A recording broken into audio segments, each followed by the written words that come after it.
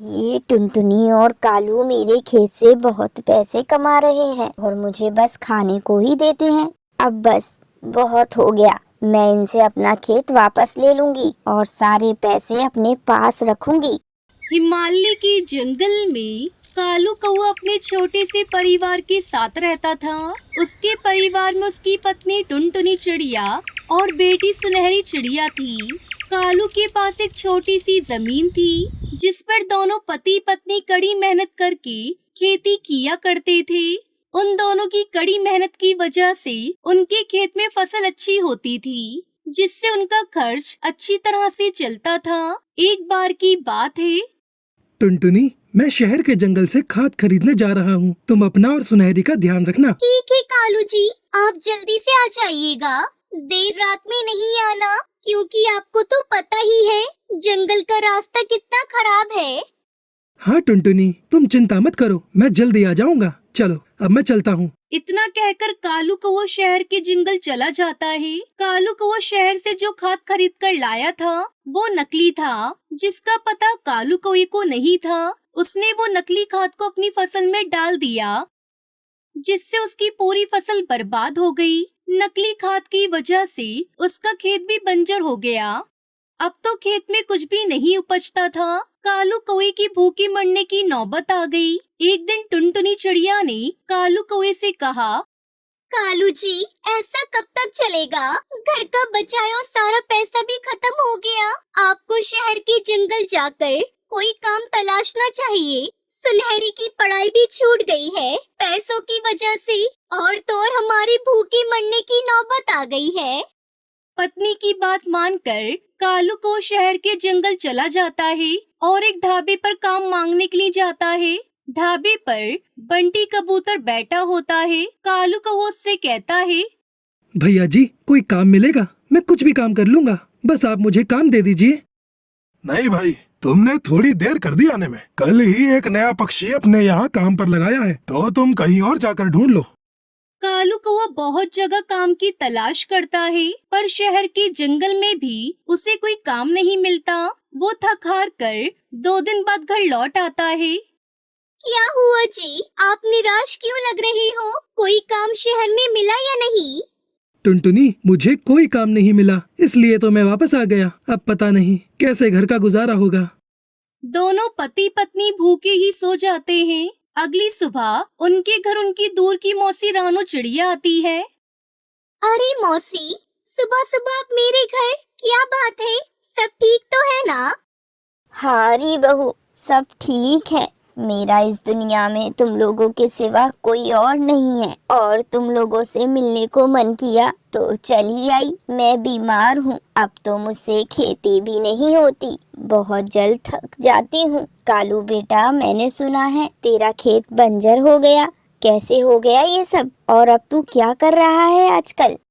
क्या बताऊं मौसी, शहर से खाद लाया था, वो खाद नकली था। उसे मैंने अपने खेत में डाल दिया। मेरी फसल तो बर्बाद हुई, साथ साथ खेत भी बंजर हो गया। अब तो घर में हाथ पर हाथ रख के बैठा हूँ। शहर भी गया था काम ढूंढने को, पर शहर में भी कोई काम नहीं मिला। समझ में नहीं आता मौसी, कैसे बीवी बच्चों का पेट भरूंगा। कालू, उदास मत हो। मेरा बड़ा खेत है और मैं बीमारी से जूझ रही हूँ। कब भगवान का बुलावा आ जाए पता नहीं।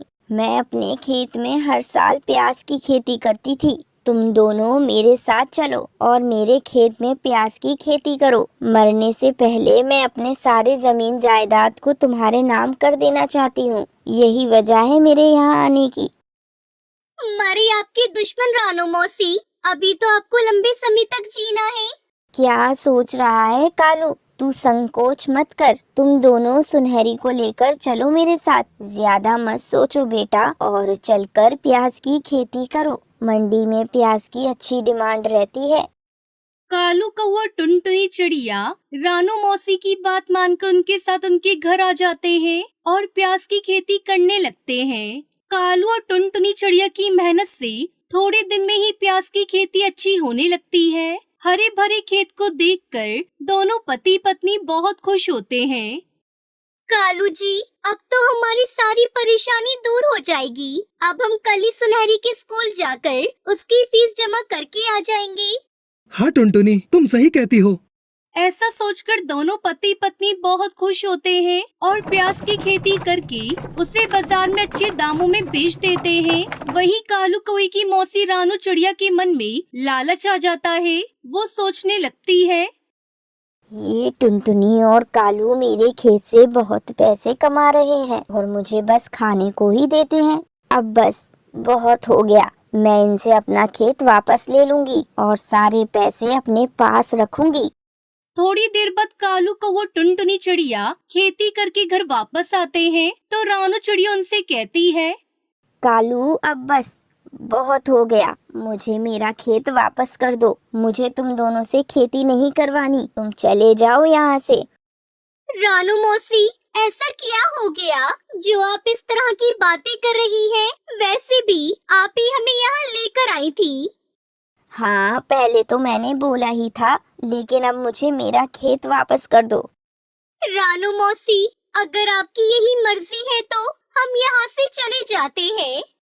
दोनों पति पत्नी बिना कुछ कहे चुपचाप सुनहरी को लेकर अपने घोंसले में वापस आ जाते हैं। वहीं रानू प्याज की खेत को देखकर बहुत खुश हो रही थी। अरे वाह, मेरा खेत तो पहले से कितना अच्छा हो गया है। अब मैं ही बाजार जाकर प्याज को अच्छे दामों में बेचा करूंगी और मेरे पास खूब सारे पैसे आ जाएंगे। ऐसा सोचकर रानू चिड़िया प्याज को बेचकर सारे पैसे रख लेती है। कुछ दिन तक तो रानू चिड़िया के खेत में खूब प्याज उगती है, लेकिन थोड़े दिन बाद वो खेत बंजर होने लगता है और प्याज सूखने लगती है, क्योंकि रानू चिड़िया से प्याज को तोड़कर बेचा करती थी, लेकिन खेत की देखभाल नहीं करती थी। अरे ये क्या हो गया मेरे खेत को? अब तो मेरे खेत में एक भी प्याज नहीं बची। अब मैं क्या करूं? मैंने तो कालू और टुनटुनी चिड़िया को भी घर से बाहर निकाल दिया और ये खेत भी बंजर हो रहा है। मुझे कुछ समझ में नहीं आ रहा है। ऐसा सोचकर रानू चिड़िया मन ही मन बहुत दुखी हो रही थी। मैंने टुनटुनी और कालू के साथ अच्छा नहीं किया। वो बेचारे तो कितनी मेहनत करके खेती करते थे और मैं उन्हें गलत समझ रही थी। मेरे ही मन में लालच आ गया था, लेकिन अब मैं उनके पास जाकर उनसे माफी मांग लूंगी। रानू चिड़िया ऐसा सोचकर टुनटुनी चिड़िया कालू कौवे के घोंसले में जाती है। अरे मौसी, आप यहाँ कैसे? टुनटुनी, मौसी से कह दो यहाँ से चली जाएं। मुझे माफ कर दो तुम दोनों, मुझसे बहुत बड़ी गलती हो गई। मैंने लालच में आकर तुम दोनों को घर से निकाल दिया और अपना खेत भी ले लिया, लेकिन अब तुम फिक्र मत करो, मैं ऐसा दोबारा कभी नहीं करूँगी। मुझे माफ कर दो और चलो अपने खेत को संभाल लो। कालू जी, हमें रानू मौसी को एक मौका दे देना चाहिए। वैसे भी उन्होंने हमारी मदद भी की थी।